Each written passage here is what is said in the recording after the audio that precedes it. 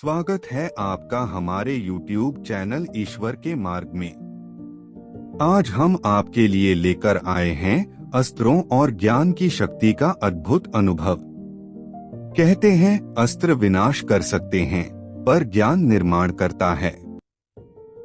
आज हम आपको दिखाएंगे कि कैसे शस्त्रों की ताकत और साधना, भक्ति और ज्ञान की शक्ति मिलकर जीवन में परिवर्तन ला सकती है। तो आइए इस पावन सफर की शुरुआत करते हैं और जानते हैं देवताओं के अस्त्र और उनके अदृश्य अस्त्र, ज्ञान और भक्ति के रहस्य। हर भगवान की शक्ति हथियार में नहीं होती। कुछ की शक्ति ज्ञान में होती है, कुछ की भक्ति में, कुछ की करुणा में और कुछ की तपस्या में। हथियार केवल बाहरी शक्ति दिखाते हैं, पर सच्ची शक्ति आत्मा की शुद्धता से आती है। जहाँ ज्ञान है वहाँ अज्ञान हारता है, जहाँ करुणा है वहाँ क्रोध मिटता है, जहाँ भक्ति है वहाँ भय समाप्त होता है। इसलिए भगवान की सबसे बड़ी शक्ति अस्त्र शस्त्र नहीं बल्कि धर्म, सत्य और प्रेम है। अस्त्र और शास्त्र दोनों भगवान के लिए आवश्यक होते हैं। जब संसार में अधर्म बढ़ता है तब अस्त्र की आवश्यकता होती है, ताकि अन्याय, अत्याचार और अधर्म का नाश हो सके। और जब मानव अज्ञान, अहंकार और भ्रम में फंस जाता है तब भगवान विष्णु के 4 दिव्य आयुध, धर्म, शक्ति और संतुलन का प्रतीक। सनातन धर्म में भगवान विष्णु को पालनकर्ता कहा गया है। वे सृष्टि के संतुलन को बनाए रखने वाले, धर्म की रक्षा करने वाले और अधर्म का नाश करने वाले देवता हैं। जब जब संसार में अन्याय, अत्याचार और अधर्म बढ़ता है तब तब भगवान विष्णु किसी न किसी रूप में अवतार लेकर धरती पर प्रकट होते हैं।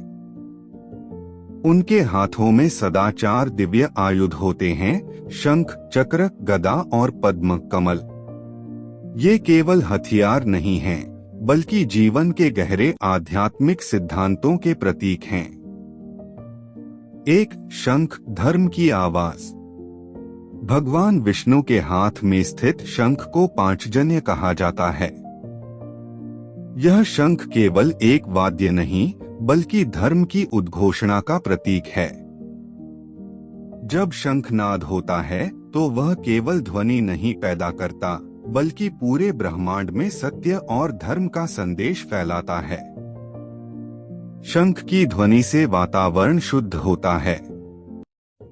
इसी कारण पूजा पाठ, यज्ञ और शुभ कार्यों की शुरुआत शंखनाद से की जाती है। यह ध्वनि नकारात्मक शक्तियों को दूर करती है और मनुष्य के भीतर छिपे भय को समाप्त करती है। शंख यह संदेश देता है कि जब भी अधर्म बढ़े तो चुप न रहें। सत्य के पक्ष में आवाज उठाना ही धर्म है।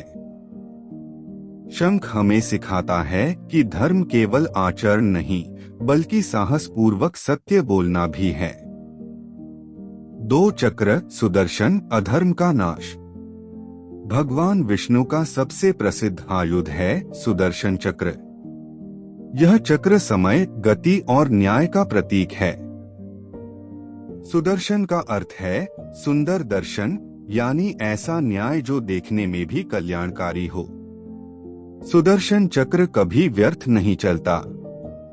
यह केवल उसी पर प्रहार करता है जो अधर्म, अहंकार और अत्याचार का मार्ग अपनाता है। इसका सबसे बड़ा उदाहरण शिशुपाल वध है, जहां भगवान श्री कृष्ण ने 100 अपराध क्षमा करने के बाद सुदर्शन चक्र का प्रयोग किया। चक्र यह सिखाता है कि धैर्य जरूरी है, लेकिन अधर्म की एक सीमा होती है। जब सीमा पार हो जाए तब न्याय करना भी धर्म बन जाता है। सुदर्शन चक्र यह भी दर्शाता है कि समय चक्र के समान है। जो जैसा कर्म करता है वैसा फल पाता है। 3 गदा शक्ति और नीति। भगवान विष्णु के हाथ में स्थित गदा को कौमोदकी कहा जाता है। गदा शारीरिक शक्ति से अधिक नैतिक बल का प्रतीक है। यह बताती है कि सच्ची शक्ति वही है जो नीति और विवेक से संचालित हो। गदा यह संदेश देती है कि बल का प्रयोग तभी करना चाहिए जब वह धर्म की रक्षा के लिए हो। बिना नीति के शक्ति विनाश का कारण बनती है और बिना शक्ति के नीति कमजोर हो जाती है। भगवान विष्णु की गदा हमें सिखाती है कि शक्ति का अहंकार नहीं, उसका सदुपयोग जरूरी है। जीवन में जब हमें सामर्थ्य, पद या अधिकार मिलता है तो हमें गदा की तरह उसे न्याय और संतुलन के साथ उपयोग करना चाहिए। 4 पद्म कमल, पवित्रता और वैराग्य। भगवान विष्णु के हाथ में स्थित पद्म यानी कमल सबसे सूक्ष्म लेकिन सबसे गहरा प्रतीक है। कमल कीचड़ में रहकर भी निर्मल और सुंदर रहता है। यह जीवन का सबसे बड़ा संदेश देता है। संसार में रहते हुए भी संसार से आसक्त न हो। पद्म बताता है कि मनुष्य चाहे कितनी ही कठिन परिस्थितियों में क्यों न हो, यदि उसका मन शुद्ध है तो वह आध्यात्मिक रूप से ऊंचा उठ सकता है। कमल यह भी दर्शाता है कि सच्ची सुंदरता बाहरी नहीं बल्कि अंतर्मन की पवित्रता में होती है। भगवान विष्णु का पद्म हमें वैराग्य, शांति और संतुलन का मार्ग दिखाता है। चारों आयुधों का संयुक्त संदेश। यदि इन चारों आयुधों को एक साथ देखा जाए तो यह केवल भगवान की शक्ति का प्रदर्शन नहीं बल्कि मानव जीवन का पूर्ण दर्शन है। शंख कहता है सत्य बोलो, चक्र कहता है अधर्म का अंत करो, गदा कहती है शक्ति को नीति से चलाओ, पद्म कहता है संसार में रहकर भी निर्मल रहो।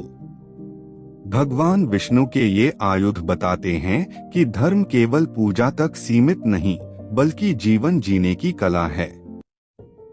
भगवान विष्णु के शंख, चक्र, गदा और पद्म केवल अस्त्र नहीं हैं।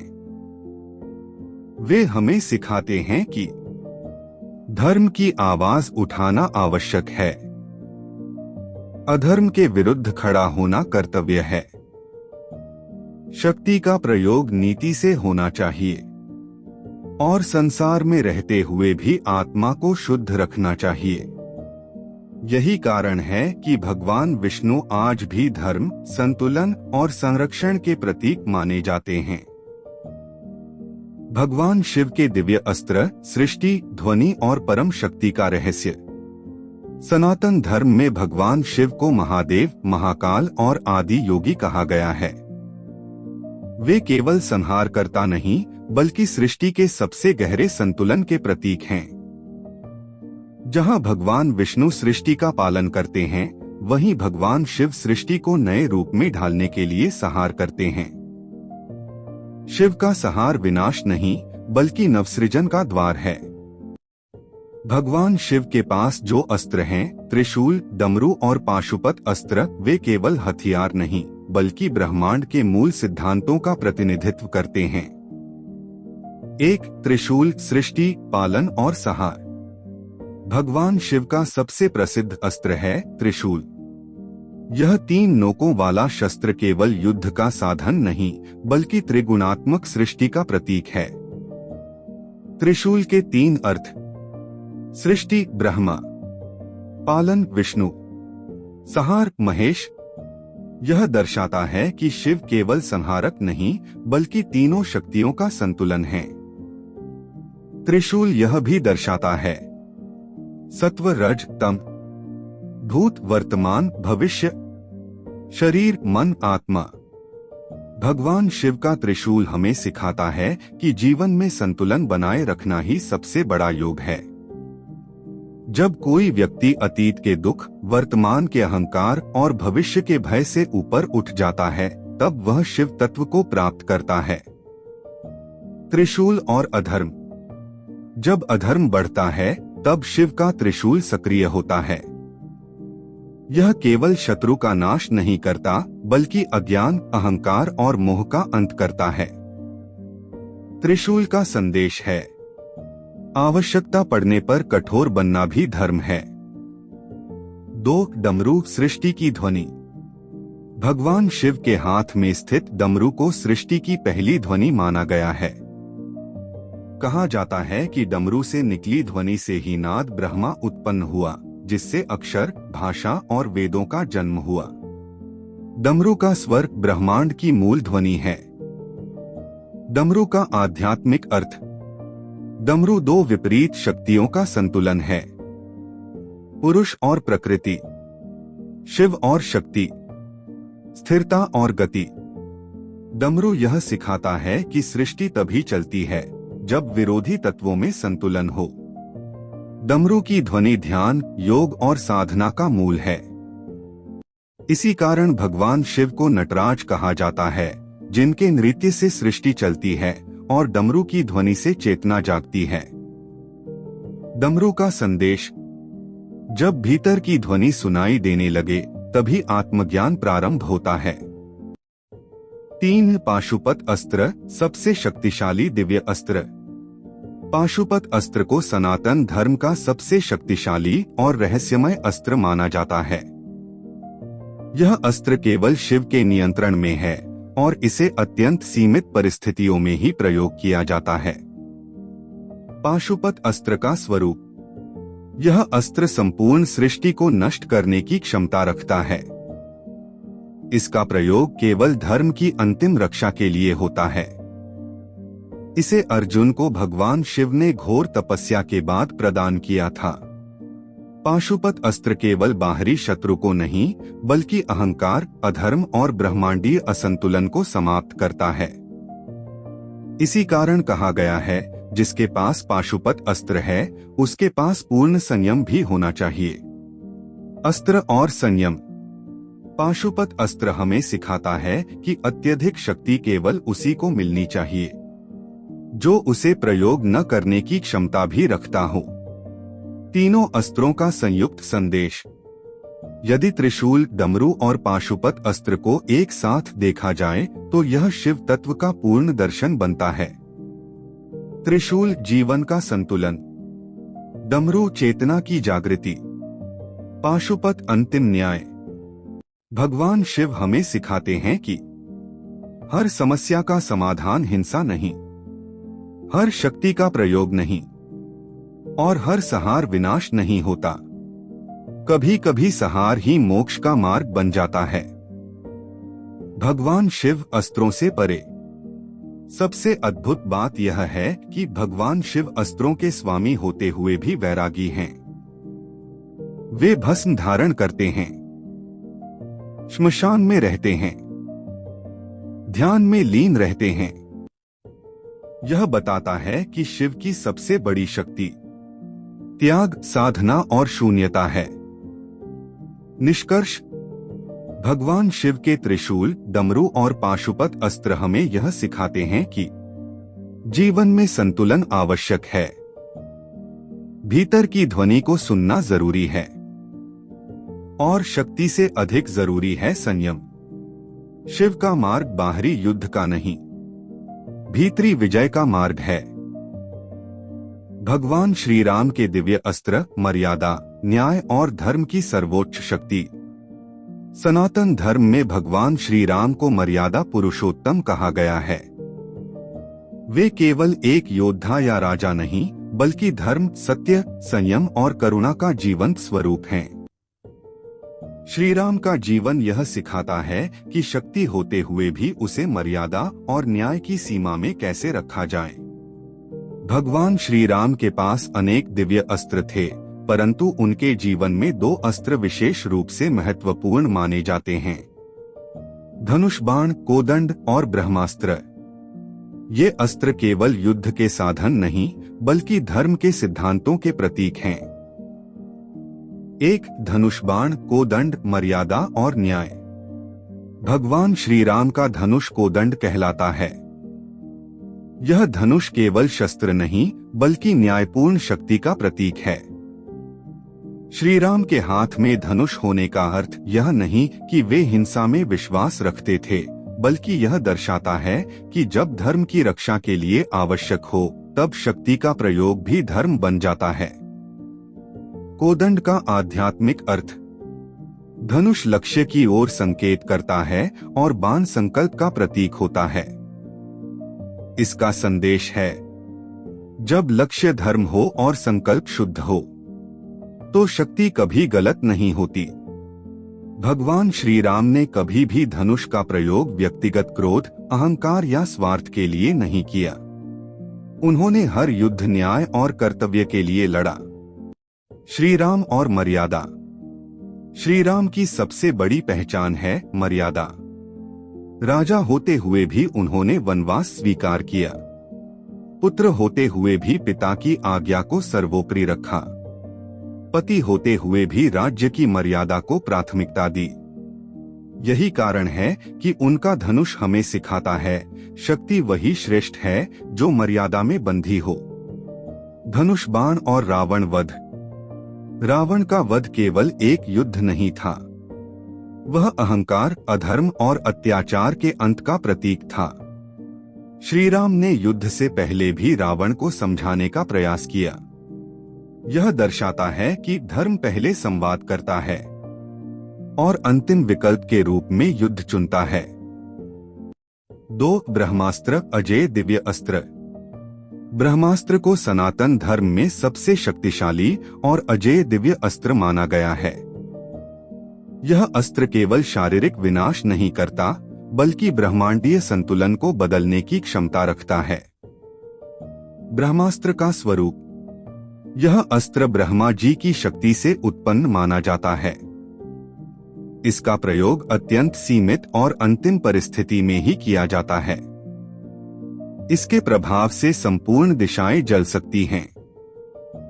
लेकिन श्री राम के हाथ में होने पर भी ब्रह्मास्त्र कभी विनाश का साधन नहीं बना, बल्कि न्याय का रक्षक रहा। ब्रह्मास्त्र और संयम। श्री राम की महानता यह है कि उनके पास ब्रह्मास्त्र होते हुए भी उन्होंने उसका दुरुपयोग नहीं किया। यह हमें सिखाता है कि सच्ची महानता शक्ति रखने में नहीं, बल्कि उसे नियंत्रित करने में है। जब मेघनाद जैसे शक्तिशाली योद्धाओं ने ब्रह्मास्त्र का प्रयोग किया, तब श्री राम और लक्ष्मण ने उसे धैर्य और धर्म से सहन किया। ब्रह्मास्त्र का प्रतीकात्मक अर्थ। आध्यात्मिक रूप से ब्रह्मास्त्र दर्शाता है परम सत्य, अंतिम न्याय, ईश्वरीय चेतना। यह अस्त्र तभी सक्रिय होता है जब अधर्म अपनी अंतिम सीमा पार कर ले। हनुमान जी के दिव्य अस्त्र शक्ति, भक्ति और ब्रह्मचर्य का अद्भुत संगम।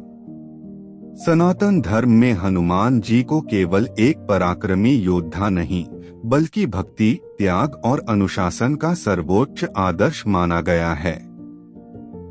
वे ऐसे देवता हैं जिनकी शक्ति का कोई अंत नहीं, फिर भी वे स्वयं को कभी शक्तिशाली नहीं कहते। वे स्वयं को केवल श्री राम का दास मानते हैं। यही कारण है कि हनुमान जी का सबसे बड़ा अस्त्र उनकी गदा नहीं, बल्कि उनकी अटूट भक्ति और ब्रह्मचर्य है। एक गदा अपार शक्ति और धर्म का प्रतीक। हनुमान जी के हाथ में स्थित गदा उनकी अपार शारीरिक और मानसिक शक्ति का प्रतीक है। गदा केवल एक हथियार नहीं, बल्कि संयमित बल का चिन्ह है। गदा का आध्यात्मिक अर्थ। गदा दर्शाती है अदम्य साहस, अडिग संकल्प, धर्म के लिए प्रयुक्त शक्ति। हनुमान जी की गदा कभी भी स्वार्थ, क्रोध या अहंकार के लिए नहीं उठी। जब भी उठी, केवल श्री राम की आज्ञा से, धर्म की रक्षा के लिए। यही कारण है कि उनकी गदा विनाशक नहीं, बल्कि रक्षक बन जाती है। गदा और लंका देहें। लंका में हनुमान जी ने जब राक्षसों का सामना किया, तब उन्होंने गदा का प्रयोग किया, लेकिन वह केवल शत्रुओं को दंड देने के लिए था, न कि निर्दोषों को कष्ट देने के लिए। यह सिखाता है कि शक्ति हो तो विवेक भी होना चाहिए।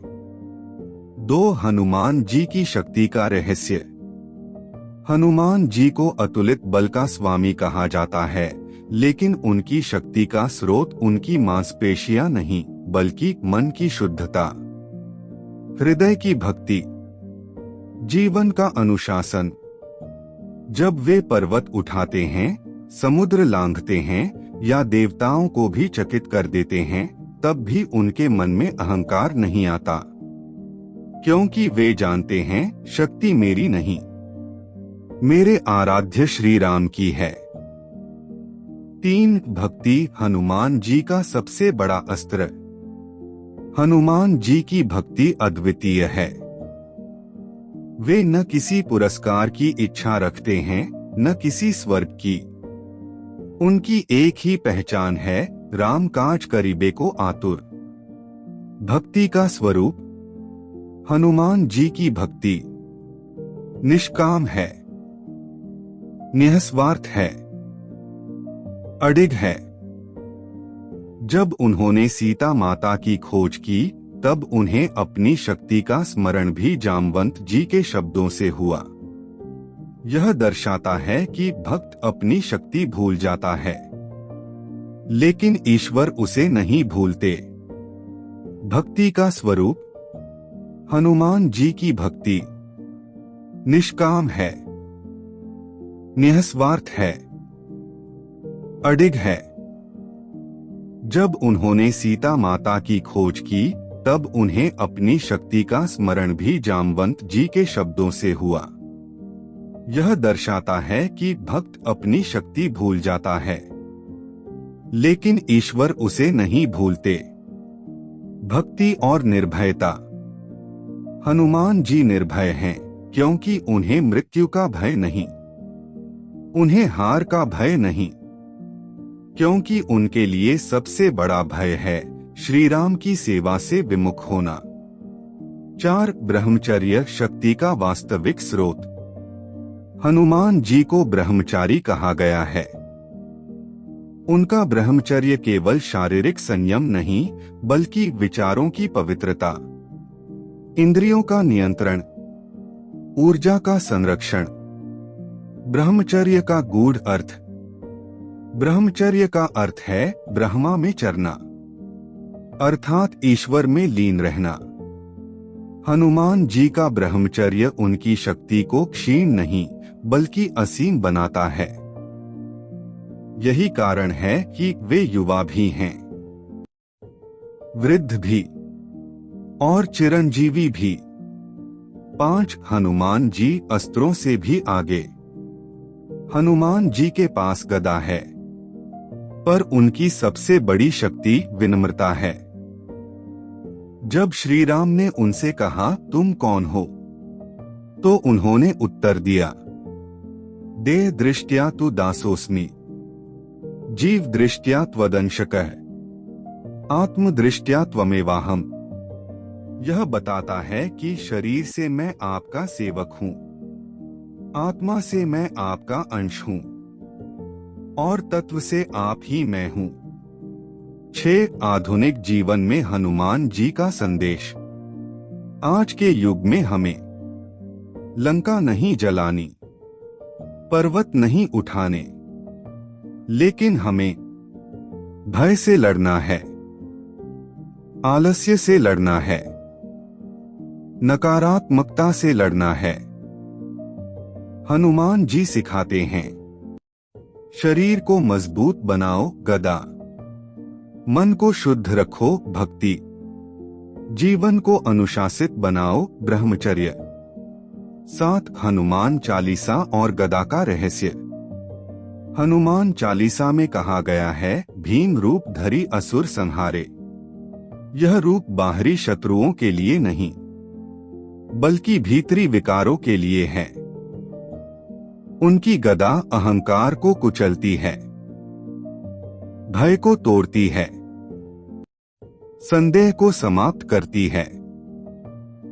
निष्कर्ष, हनुमान जी के जीवन से हमें यह शिक्षा मिलती है कि शक्ति तब श्रेष्ठ है जब वह भक्ति से जुड़ी हो। भक्ति तब पूर्ण है जब उसमें अनुशासन हो, और ब्रह्मचर्य तब फलदायी है जब वह सेवा में लगे। हनुमान जी का मार्ग शक्ति का नहीं, समर्पण का मार्ग है। यही कारण है कि आज भी जब कोई भयभीत होता है तो सबसे पहले नाम लेता है जय श्री राम। माता सरस्वती ज्ञान ही सबसे बड़ा अस्त्र। माता सरस्वती के हाथ में वीणा है, पुस्तक है और जपमाला है, लेकिन कोई हथियार नहीं, क्योंकि ज्ञान को काटा नहीं जाता, विद्या को हराया नहीं जाता। उनकी शक्ति है ज्ञान, विद्या, संगीत और वाणी। अज्ञान सबसे बड़ा अंधकार है और सरस्वती माता का ज्ञान उस अंधकार का पूर्ण नाश करता है। उनका अस्त्र है ज्ञान, जो बिना रक्त बहाए मनुष्य को भीतर से बदल देता है। माता लक्ष्मी कृपा और दान की शक्ति। माता लक्ष्मी भी निःशस्त्र हैं। उनके हाथ में कमल है, स्वर्ण वर्षा है, लेकिन कोई अस्त्र नहीं, क्योंकि धन जब कृपा बन जाए तो वह शस्त्र से अधिक प्रभावी हो जाता है। उनकी शक्ति है धन, समृद्धि, सौभाग्य और अनुग्रह। माता लक्ष्मी का अस्त्र है कृपा और दान। जहां कृपा होती है वहां अभाव नहीं टिकता, वहां दरिद्रता नहीं रहती।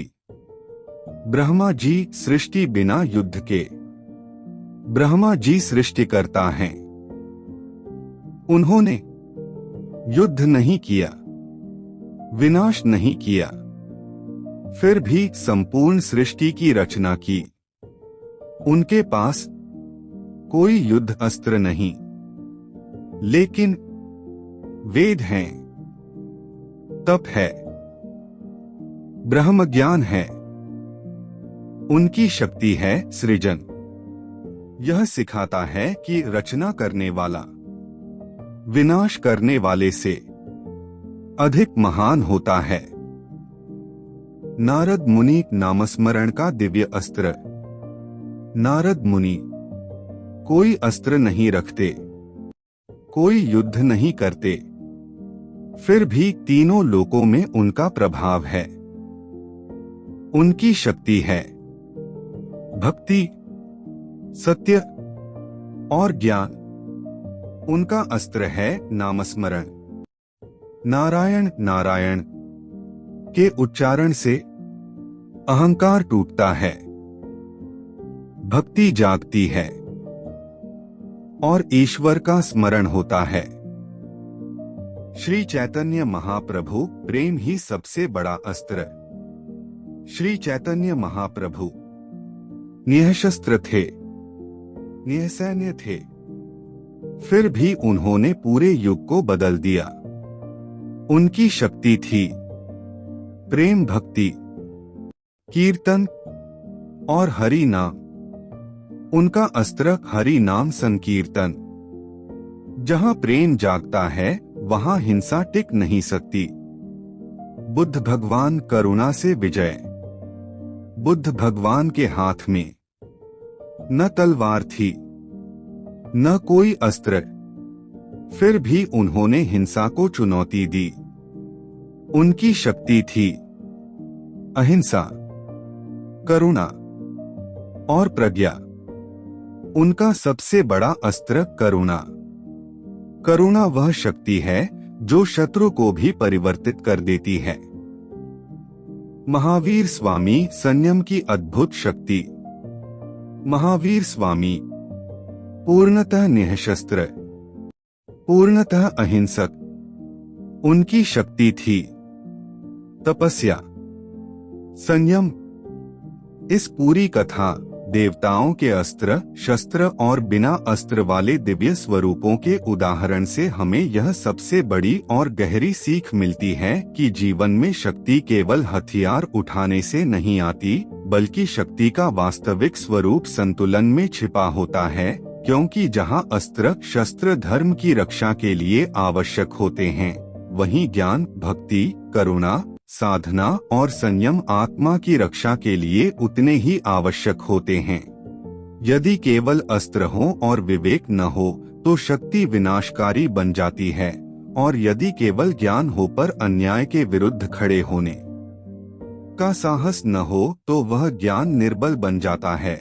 इसीलिए सनातन परंपरा ने हमें विष्णु शिव राम कृष्ण दुर्गा इंद्र जैसे देवताओं के हाथों में अस्त्र दिए ताकि अधर्म का नाश हो सके, लेकिन साथ ही सरस्वती लक्ष्मी ब्रह्मा नारद बुद्ध महावीर चैतन्य महाप्रभु और संतों को बिना किसी हथियार के दिखाया, ताकि मानव यह समझ सके कि हर युद्ध बाहर नहीं होता, कुछ युद्ध भीतर होते हैं।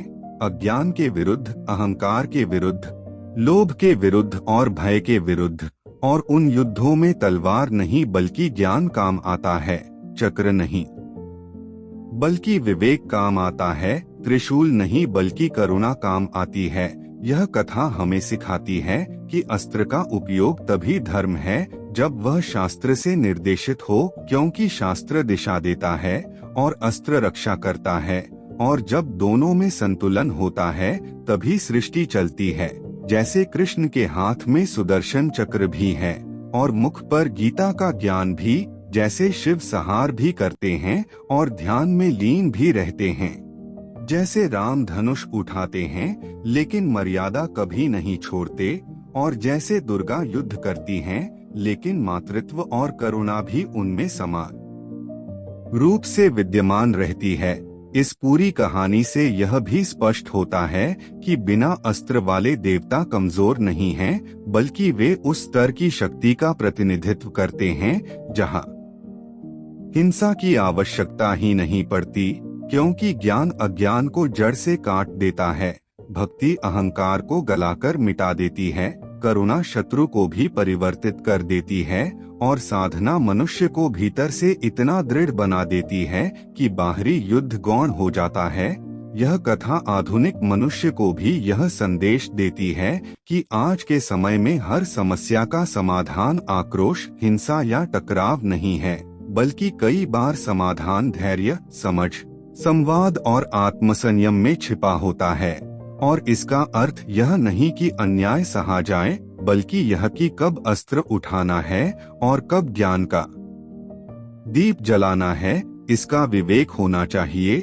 यह पूरी श्रृंखला हमें यह भी सिखाती है कि शक्ति का सबसे सुंदर रूप वह है जो नियंत्रण में हो, जो अनुशासन से बंधी हो और जो धर्म से प्रेरित हो, क्योंकि अनियंत्रित शक्ति राक्षसी बन जाती है और विवेकपूर्ण शक्ति देवत्व का मार्ग खोलती है। अंततः इस पूरी कथा का सार यही है कि मनुष्य को अपने जीवन में दोनों को साधना चाहिए। जब समय आए तो धर्म की रक्षा के लिए साहस और कठोरता भी हो, और जब समय आए तो क्षमा प्रेम भक्ति और ज्ञान से स्वयं को और संसार को ऊंचा उठाने की क्षमता भी हो, क्योंकि यही संतुलन ही जीवन का सत्य है, यही संतुलन ही सनातन धर्म का मूल है, और यही संतुलन ही मनुष्य को पशुता से देवत्व की ओर ले जाता है। अगर आपको हमारा यह वीडियो पसंद आया हो तो कृपया वीडियो को लाइक करें, हमारे चैनल को सब्सक्राइब करें और बेल आइकन दबाना बिल्कुल न भूलें। आगे भी हम आपके लिए ऐसी ही प्रेरणादायक और ज्ञानवर्धक वीडियो लेकर आते रहेंगे।